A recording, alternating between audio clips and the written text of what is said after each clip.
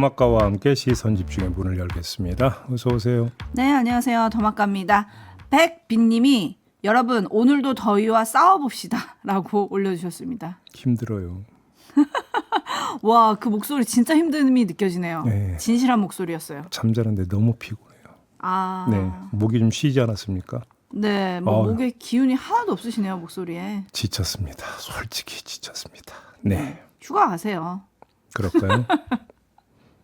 네, 휴가 갔다 오세요. 갔다 오세요. 리프레시는 필요합니다. 자, 화이팅 하시고요. 그래도 제 입이 힘을 좀 내셔야죠. 네. 7762님이 어제 하루 종일 뒤숭숭했는데 시선 집중을 듣지 못한 탓인가 봐요. 오프닝 기다리면서 상쾌한 출발 기대합니다 라고 했는데 네. 제이비의 저 힘없는 목소리 때문에 상쾌하지가 않으실 것 같아 걱정이네요. 아, 그럼 지금부터 집중을 하시면 됩니다. 그렇죠? 근데 제 목소리가 이래갖고. 그러니까 힘 좀 내세요. 어떻게 힘을 내셔야 되나? 소리 한번 빡 지르고 하실까요? 네, 자, 아이고 권강윤님이 종배님 얼굴이 반쪽이 됐다고 걱정해주고 계시네요. 그런가요? 그래도 힘을 좀 내보시고요. 7517님. 네. JB 오늘도 중국에서 만들어진 제품을 찾으러 평택항으로 내려가며 시선 집중해 봅니다. 현재 서해안 고속도로는 휴가 차량과 출근 차량이 합쳐져서 많이 막히네요. 특히 평택항 근처가 항상 막히는 데인데 거기 가보셨나요? 아니요. 예, 그 근처가 많이 막혀요. 아, 저도 휴가를 가야겠네요. 안 가본 곳이 너무 많습니다. 네, 제 고향 가는 길이라 합니다. 네.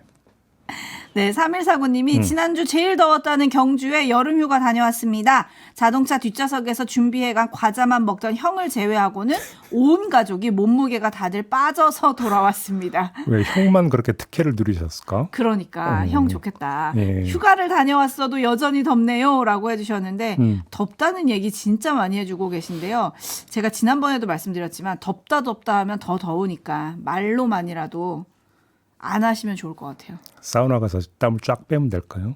이 열치열로? 지금이 사우나 날씨라던데 그냥 사우나 밖에서 하신다 생각하시면 될 것 같아요. 네. 호랑이님이 JB 주식 투자 하십니까? 안 합니다. 저는 저를 알기 때문에 주식 투자하면 쫄딱 망한다는 걸 제가 압니다. 옛날에 장기를 두는데 저는 수비를 걸 한 적이 없어요. 계속 장군 때리다가 항상 외통수해졌거든요. 아, 그래요? 의외네요. JB 뭔가 되게 지략가 전략가처럼 엄청 고민해가지고 갈 것 같은데 무대뽀 정신이 좀 있으시군요. 닭공이죠. 닥치고 공격. 무조건 닥치고 공격하다가 외통수에 항상 걸려서 이겨본 적이 거의 없어서 이 성정이 주식 투자에 반영이 되면 거덜난다. 이렇게 결론을 내렸습니다. 다행이네요. 주제 파악 잘하는 JB. 역시 국어 잘하는 사람 같습니다. 네. 자, 그러면 뉴스 파악을 좀 해보겠습니다. JB타임즈 오늘 주목할 첫 번째 뉴스 어떤 건가요? 경찰청 관계자가 어제 기자간담회를 가졌는데요. 이 자리에서 세관 마약 수사 외압 의혹에 대해서 입장을 밝혔습니다. 조병노 경무관 기억하시죠? 기억하죠? 이 사람에 대해서 새로운 경찰청장이 임명되면 경무관급 이상 인사가 있을 텐데 그때 인사 조치가 검토될 것이다. 이렇게 말을 했다고 합니다. 자, 조 경무관은 서울경찰청 생활안전부장이었던 지난해 10월에 세관 마약 의혹 수사팀장이었던 백혜룡 경장에게 전화를 걸어서 외압을 가한 의혹을 받고 있는 그 주인공 아니겠습니까? 현재 수원 남부경찰서장으로 있는데요. 아무튼 인사 조치가 있을 수도 있다라고 지금 예고를 한 거고요. 수사 외압 의혹에 대해서는 외압은 전혀 없다고 말씀드리겠다. 이런 말을 남겼다고 합니다. 이 경찰청 관계자가. 네, 인사 조치는 검토하는데 외압은 전혀 없었다. 이걸 어떻게 정리하면 됩니까? 아니, 단순한 질문부터 한번 해봅시다. 조 경무관이 백경정에게 전화한 것 자체가 외압이라는 지적이 나오지 않았었습니까? 그런데 경찰청 관계자는 외압은 전혀 없다고 했습니다. 그럼 조 경무관의 전화는 외압이 아니라는 거죠? 이렇게 봐야 되는 거죠? 100번 양보해서 그렇다고 칩시다. 조 경무관의 행위는 외압이 아니라 사건 문의를 한 것에 불과하다는 주장을 받아들입시다. 그럼 인사조치 검토를 왜 합니까? 사과 문의는 외압이 아니라면서요. 그럼 인사조치를 왜 검토하죠? 그러면 경찰청 규정에 사건 문의 금지 규정이 있는데 이 규정을 위반했으니까 인사조치를 하는 거다. 이렇게 이해를 해야 되는 걸까요? 그런데 이 관계자가 이것도 아니라고 합니다. 2020년 11월부터 시행된 직원 간 사건 문의 금지 규정이 있는데 이 규정은 경무관보다 아래 직급인 경정까지만 해당이 된다. 이렇게 밝히면서 지침에 대해 좀 더 면밀한 검토가 필요하다. 이렇게 말했습니다. 그럼 사건 문의 금지 규정 위반도 아니라는 겁니다. 조병로 경무관은 경정 이상 경무관이니까. 그럼 도대체 뭘 문제 삼아서 인사 조치한다는 겁니까? 링님이 그럼 더 승진하시는 건가요? 아니 앞뒤가 안 맞잖아요. 이건 누가 들어도. 일단 이 점을 먼저 정리를 하겠습니다. 형식 분석은 이 정도로 하고요. 이번엔 내용 분석을 한번 들어가 보겠습니다. 어떤 내용을 좀 살펴볼까요? 조병로 경무관과 백혜룡 경정 간의 통화 내용이 공개가 됐습니다. 첫 통화가 이루어진 지난해 10월 5일로부터 9일 뒤인 10월 14일에 백경정이 첫 통화에 대한 내용을 확인하기 위해서 먼저 건 전화의 내용인데요. 여기에 이런 대화가 나옵니다. 잠깐 들어보시죠. 부장님, 저도 이거 하면서 분위기에서 네네. 이제 흘러 듣는 얘기가 뭐 이렇게 네. 하다 보면 수사하는 사람이 뭘 알겠습니까? 수사만 네. 하는 건데 네네. 이거 하다가 턱턱 막히고 그러면서 들리는 얘기들이 뭐 대통령실에서 이렇게 알게 돼가지고 심각하게 보고 있다 뭐 이런 얘기 듣고 제가 심적 부담을 얼마나 느끼겠습니까? 대통령실에서 또 연락이 왔나요? 자, 이 대화가 의미를 갖는 건 두 측면 때문입니다. 첫째, 조 경무관이 지금 뭐라고 했습니까? 또라는 표현을 썼습니다. 네. 이 또라고 하는 외글자가 의미하는 바가 뭘까요? 여기에 밑줄 쫙. 두 번째, 조 경무관은 조지호 경찰청장 후보자 청문회에서 강력히 부인했던 내용이 바로 이 대목입니다. 대통령실에서 또 연락이 왔나요라는 발언을 한 적이 없다고 청문회에 나와서 강력히 주장을 했었거든요. 이때 이야기 한번 잠깐 들어보시죠. 통화하는 과정에서 용산에서 또 전화 왔어요 라는 말씀 하신 적 있습니까? 저건 거짓말입니다. 저는 한 적이 없습니다. 그런 말 하신 적 없으십니까? 자, 아주 단호하게 이렇게 이야기를 하지 않았습니까? 근데 지금 전화 내용이 육성에 공개가 됐습니다. 뭐라고 이야기를 할 겁니까? 이거에 대해서. 자, 이렇게 의혹이 꼬리를 무는데 경찰청 관계자는 외압은 전혀 없다고 딱 잘랐습니다. 자, 그러면 이 경찰청 관계자의 발언은 팩트 체크 후에 나온 발언입니까? 아니면 희망 표출 차원의 발언입니까? 이거부터 성격 분류를 해야 된다. 이 말씀을 드리겠습니다. 네, 그리고 이거는 이제 경찰청장이 바뀌면 어떻게 될지 좀 지켜봐야 될 것 같고 또 하나 지켜봐야 될 거는 결국 수사로 밝혀져야 되는 게 아닌가 싶은데 지금 수사는 어떻게 되고 있을까요? 이게 지금 공수처에 백혜룡 경정이 공수처에 고발을 했으니까 공수처에 접수가 됐고요. 지금 보도를 보면은 최성병 사망 사건 수사 외압 의혹을 맡고 있는 그 수사 파트에 이 사건도 배당이 됐다고 합니다. 그래서 그 수사팀에서 이것도 같이 수사를 한다고 하는데요. 자, 이렇게 돼버리면 인력이나 이런 게 지금 많이 제한이 되는데 얼마나 좀 속도를 낼지 이게 좀 약간 걱정이 되기는 합니다. 네, 뭐 조 경무관이 그 취재하는 기자한테 그런 얘기를 했다 그래요. 백경정이 자신의 녹취록에서 해당 부분을 좀 뺐을 거다. 자기의 불리한 부분을 좀 뺐을 거다. 뭐 이런 의혹도 좀 제기를 했다고 하는데 반면에 백경정은 조작이나 변경이 가해진 사실이 전혀 없다. 이렇게 또 반박을 했다고 해서 이 문제는 좀 더 지켜봐야 될 것 같습니다. 조금 전에 제가 전해드렸던 그 두 사람의 통화 내용에서 사실은 주목해야 되는 게 또 하나가 있어요. 어떤 거죠? 자, 작년 10월 14일에 이루어진 전화 통화잖아요. 네. 근데 그 시점에서 백혜룡 경정은 용산을 거론을 하고 있습니다. 자, 최근에 뭐 그 용산 이야기를 백혜룡 경정이 한 적이 있습니다. 어떤 사람은 이렇게 해석할 수도 있겠죠. 백혜룡 경정이 최근에 분위기 타고 지금 저 얘기 좀 약간 뻥튀겨서 하는 거 아닌가. 이렇게 생각하는 사람이 있을 수도 있을 것 같아서 제가 이 말씀을 드리는 건데요. 전화 통화가 이루어진 작년 10월 14일에는 이런 문제 불거진 적이 없었습니다.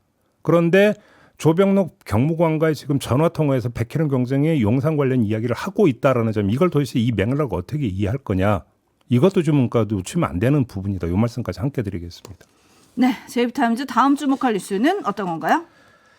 임성근 전 해병대 1사단장이 명예 전역을 신청한 일이 있었다라고 전해드린 바가 있지 않습니까? 네. 자, 이 소식이 전해지자 군인권센터가 22,080명에게서 명예 전역 반대 서명을 받았습니다. 그리고 이 서명지를 신원식 국방장관에게 제출하려고 어제 오전 10시에 국방부 민원실을 방문할 계획이었는데 경호처 지휘를 받는 202 경비단과 용산경찰서 소속 경찰들이 오전 9시 30분경부터 군인권센터 관계자와 취재진의 민원실 건물 출입을 통제하고 나섰다고 합니다. 군사기지법상 촬영이 안 된다. 취재를 할 수 없는 곳이다. 라고 말하면서 휴대폰으로 이미 촬영한 사진의 삭제까지 요구를 했다고 합니다. 하지만 민원실 건물은 누구나 제약 없이 드나들 수 있는 건물입니다. 통상. 거기다가 편의점, 빵집 등도 입점해 있는 곳입니다. 무슨 군사기지법상 촬영이 안 된다, 취재가 안 된다 이런 이야기가 나올 수 있는 겁니까? 말이 안 되는 거 아니겠습니까? 이것만이 아닙니다. 경찰은 국방부 민원실로 향하는 삼각지역 횡단보도에 바리케이트를 치고 기자들을 건너지 못하게 했다고 합니다. 경찰 관계자는 이미 들어가 있는 기자들은 어쩔 수 없고 더 들여보낼 수 없다 이렇게 말했다고 하는데요.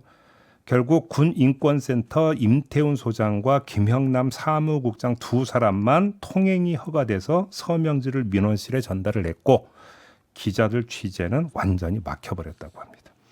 네, 이 취재진과의 대치가 1시간 30분가량이나 지속이 됐다고 하던데요. 네. 근데 민원실 들어가서 이렇게 접수하는 것까지 왜 이렇게 하는 겁니까? 그러니까요. 여기서 지금 짚어야 되는 건 도대체 어느 선에서 이런 결정을 내렸는가 하는 점인데요. 제가 이 말씀을 드리는 이유가 있는 게 자, 처음에는 민원실 관계자가 전쟁 기념관 방향으로 손만 나오게 찍으면 된다. 촬영 방법까지 안내를 했었다고 합니다. 그래요. 거기다가 횡단보도에 바리케이트를 쳤던 경찰의 경비 과장도 길 건너 관계자들과 이야기를 나누고 와서 공동 취재단 취재는 가능하다는 취지로 처음에 기자들한테 얘기를 했었다고 합니다. 그런데 어느 순간 갑자기 돌변이 된 겁니다. 제한된 촬영까지 가능하다고 안내했던 민원실 관계자가 지시가 내려왔다. 라면서 취재를 막아서고 나섰다는 거예요. 그 지시가 어디서 내려왔을까요? 바로 그게 궁금한 거죠. 도대체 누가 이런 지시를 내리는 것이냐. 이게 지금 확인이 돼야 되는 거 아닙니까? 그리고 도대체 왜 그런 지시를 내렸는가. 이것도 함께 규명이 돼야 되는 것이죠. 당시 상황이 무슨 위해를 가할 상황도 아니고 혼란을 초래할 상황도 아니잖아요. 그런데도 이런 지시를 내렸다는 것은 다른 목적이 있다고 봐야 되는 거 아니겠습니까?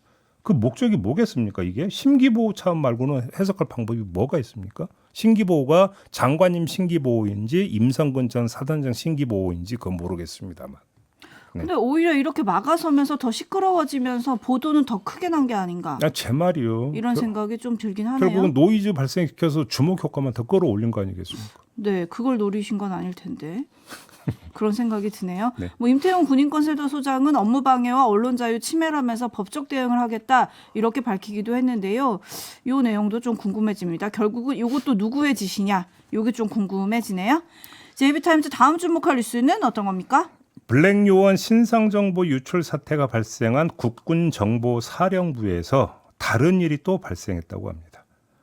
소장인 정보사령관과 준장인 여단장이 맞고소를 했다고 합니다. 왜요? 정보사령관이 여단장을 상관 모욕 혐의로 고소를 하니까 이번에는 여단장이 사령관을 상대로 폭행 및 직권남용 혐의 등으로 고소를 했다는 거거든요. 뭐 각각 고소한 혐의도 무시무시한데 저는 이런 일은 보다 처음 봤습니다. 군에서 이게 또 무슨 일인가요? 자, 한번 일단 좀 소개를 할게요. 먼저 사령관의 여단장 고소 내용은 이런 겁니다. 5월과 6월 두 차례에 걸쳐서 민간단체의 영외 사무실 사용 문제와 관련한 자신의 지시와 지휘권을 여단장이 무시를 하면서 법대로 하라라거나 비전문가가 지휘관을 하니까 간섭하는 것이다. 이런 식으로 말하면서 면전에서 모욕하고 욕설을 했다.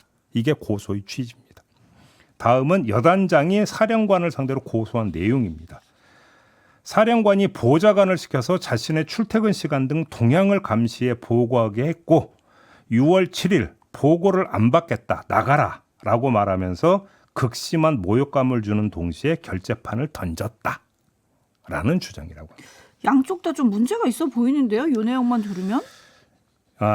여단장의 계급은 사령관보다 별이 하나가 적죠. 아래인데 근데 사령관보다 육사 3년 선배라고 합니다. 그래서 결국은 이 관계가 두 사람의 관계를 저렇게 몰고 간 것 아니냐 뭐 이런 분석이 나온다고 하는데요. 뭐 그건 모르겠고요. 그건 두 사람이 알아서 푸시고 이 점만 짚겠습니다. 두 사람이 툭탁거리던 6월에 도대체 무슨 일이 있었습니까? 국군 방첩사령부가 블랙 요원 명단 유출 사실을 파악해서 정보사에 통보한 때가 바로 그때입니다. 더구나 여단장이 사령관을 고소한 건 지난달 17일입니다. 통보한 다음입니다. 아니 보안에 구멍이 뻥 뚫렸다는 사실이 밝혀졌는데 지금 사령관과 여단장이 지금 툭탁거릴 때입니까? 예? 아니 도대체 무슨 뭐 일이 이렇게 진행이 됩니까? 한번 좀 설명이든 변명이든 해명이든 뭐 좀 듣고 싶습니다. 도대체 왜 그랬는지. 네. 네, 그야말로 내부 시스템 구멍의 그 한 단면이 아닌가 싶은데요. 네. 8672님이 이거야말로 별들의 전쟁이라고 해주셨어요. 그리고 영원한 친구님은 야 대단하네요. 라는 의견 짤막하게 보내주셨네요. 참. 세상에 이런 일이네요. 그렇죠? 네, 다들 촌철님들이 걱정해 주시는 게 이래서 우리나라 안보 괜찮은 건가요? 괜찮은 건가요? 라고 저도 묻고 싶네요. 군이 민주화된 겁니까? 네? 사령관과 여단장 이렇게 맞고 살 정. 그냥 묻자고 한번 해본 얘기입니다. 네. 네, 웃을 수가 없네요. 그죠? 네. 제이비타임즈 다음 주목할 뉴스는요. 오디오로 먼저 만나보시죠. 오늘 코스피 지수는 2,441.55포인트로 마감했습니다. 전 거래일보다 8.77%, 230포인트 이상 빠지면서 역대 최대 하락폭을 기록했습니다. 코스닥 시장도 폭락을 거듭하며 전장 대비 11.3% 하락 마감했습니다. 폭락을 거듭한 두 시장은 오후 들어 서킷 브레이커가 발동됐습니다. 지수가 8% 이상 하락한 채 1분간 지속되는 조건을 충족해 20분간 매매 거래가 중단이 됐습니다. 국내 증시에서 서킷 브레이커가 발동된 건 코로나 시기였던 지난 2020년 3월 이후 4년 5개월 만입니다.